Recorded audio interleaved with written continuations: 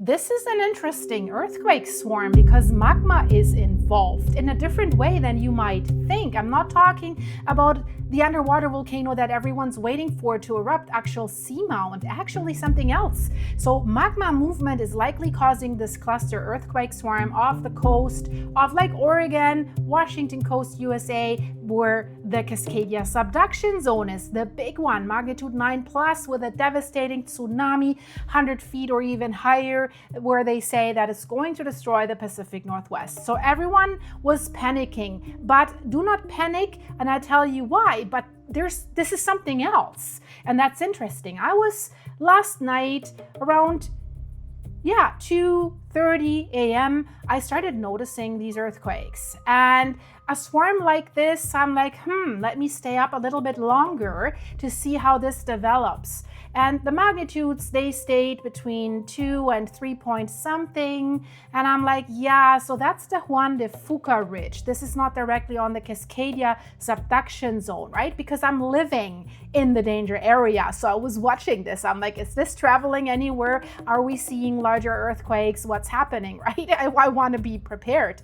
And I've been following this swarm up until right now. And I have to tell you guys, it is interesting because if we see swarms like this, and I want to show you something else that happened in this area, not right now, but the USGS has seen a swarm at the Blanco fracture zone, and they also said the swarm is active, unusual, interesting, but not concerning at the Blanco fracture zone.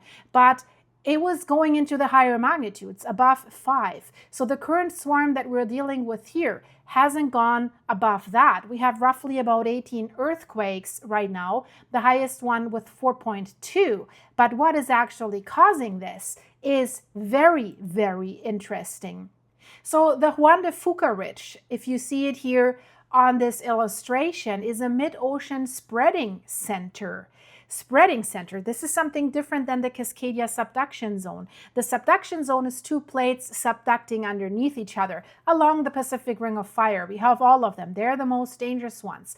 But here, what we have is it's pulling apart, and that's why it's opening ways for magma to come to the surface. We've talked a lot about this in Iceland, right? The Mid-Atlantic Ridge, North Atlantic Ridge, where it's basically tearing Iceland into 2 parts, and we see all this volcanic activity. So a mid-ocean spreading center is showing us this earthquake swarm right now. Tectonic plates are pulling apart and new ocean crust is created.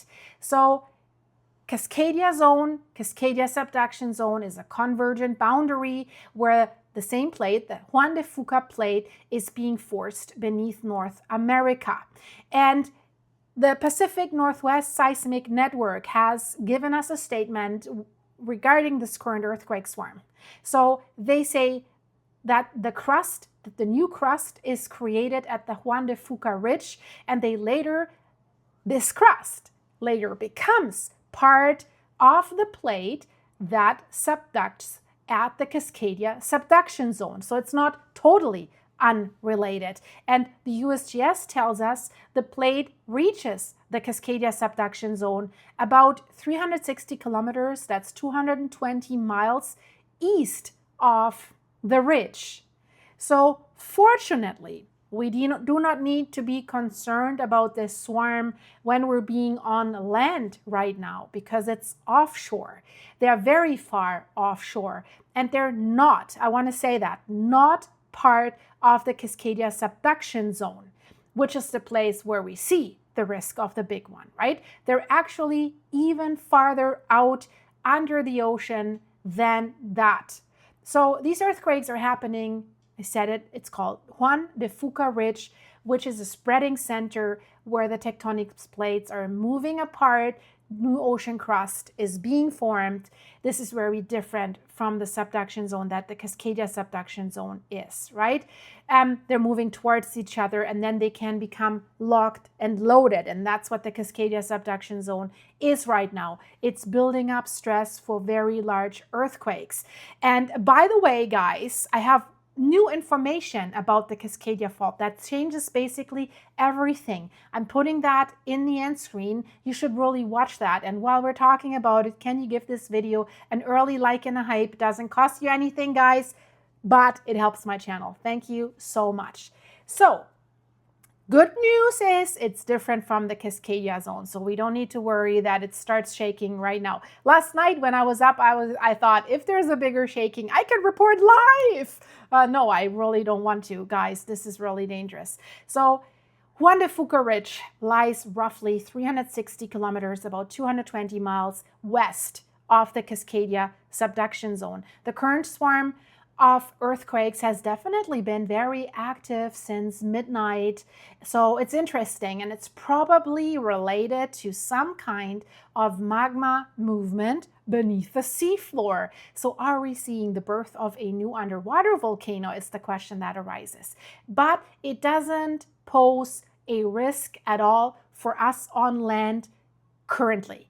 So when it comes to these swarms, especially with how active this one has been, can we still say this is common? Well, I have to say this doesn't happen all the time, but it's relatively common for earthquakes to occur there, and they do tend to come in bursts as we see them right now. We call them earthquake swarms for a reason, right? So yes, it is common, but we definitely noticed as soon as this activity started picking up today that it's an interesting swarm, not super, super small. So is that a hint that maybe a bigger earthquake could occur offshore near the Juan de Fuca Ridge? The problem is that is really not possible to tell. That's a wait and see scenario, right? During the swarm, so far the biggest one has been magnitude 4.2. So they have become bigger since midnight and since I started watching. But it's still a very moderate sized earthquake, especially far from land. So nobody on land is feeling these earthquakes right now.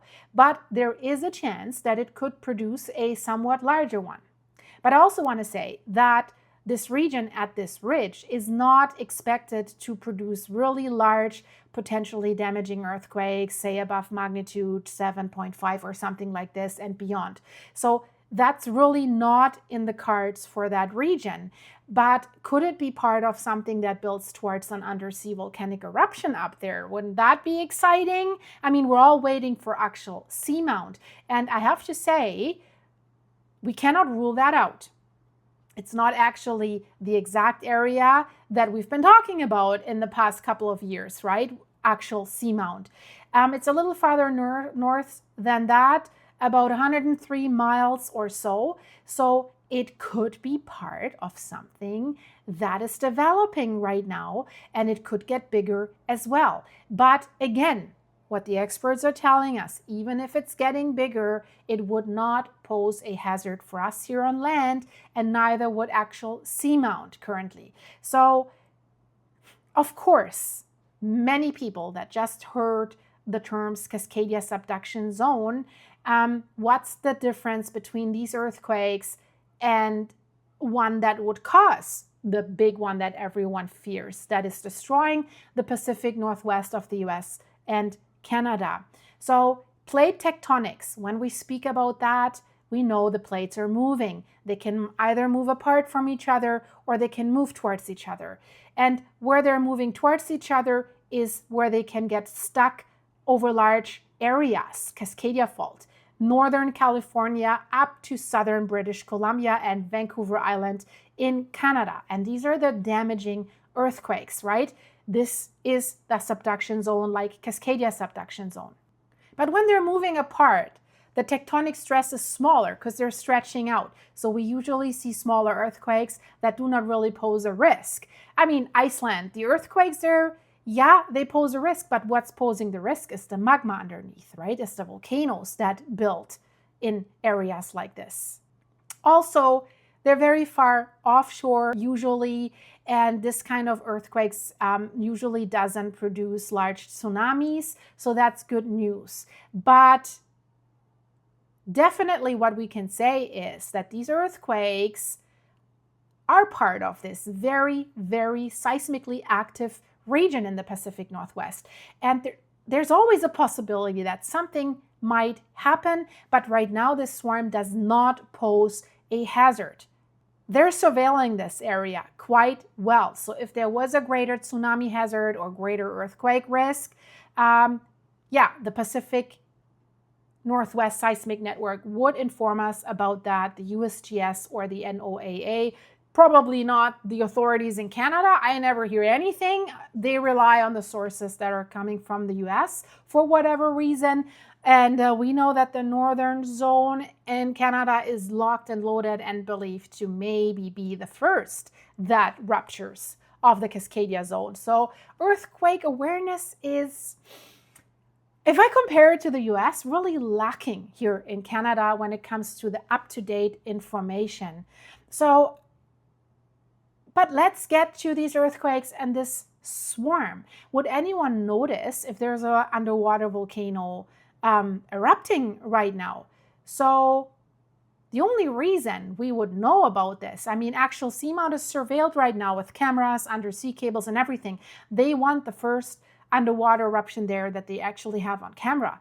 But we would know about it because we have sensors and instruments in place. We would know. There would not be a visible sign that it's erupting at the ocean surface.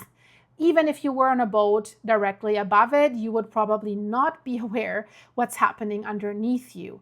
And in terms of that, prediction and warning, because a rupture of the Cascadia Subduction Zone is not a matter of if, it's a matter of when. And are we as advanced right now that we could give a warning that it's about to happen? Unfortunately, we cannot. That's the problem. There's not any advanced warning or precursory sign except for the earthquake early warning systems like shake alert, but they can only warn us basically once an earthquake has already started and shaking is about to happen. So we're talking about seconds. That maybe gives you the chance to duck, cover, and hold on, but not getting out of a high-rise building or anything like that. It's just seconds. If you're lucky, 3 seconds, maybe a little bit longer. So there's nothing that exists in science so far that we can use as a reliable source, as a warning sign before these kinds of major events. I am hoping that AI is going to help us because they can register even smaller tremors, might give us a few more seconds, right? But also maybe now with using, I've talked about this, using satellite GPS data that you can see plate and fault movements up to the width of a hair. Maybe you can see, oh, it started moving faster or it stopped, or I think there's something in the works, definitely. But for now, preparation is everything. We need to be as ready as we can when it actually happens. But again, it's not the Cascadia zone that we're seeing here with this earthquake swarm. No hazard for people on land. So I hope you like that. Check out what's going on with the Cascadia Fault, the fluids, and other stuff. Really, really interesting. I see you there in a second. If you want to support the channel, guys, you can fill me up. Oh, the logo. You can fill me up with coffee. The link is in the description. Thanks for everyone who's doing that. Thanks for you supers. If you want more behind the scene videos, click the join button to become a supporting member. And yeah, I see you in the next one, guys. Bye-bye.